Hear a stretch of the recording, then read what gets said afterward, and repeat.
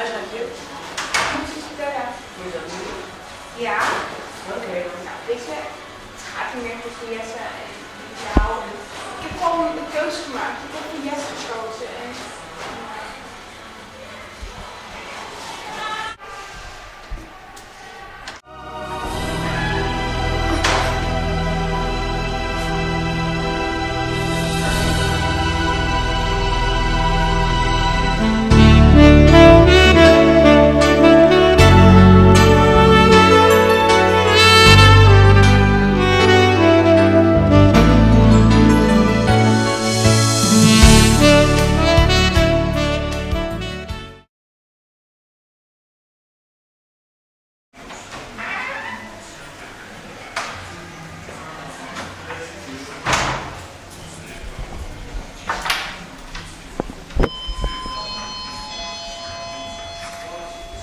overnieuw! Kom!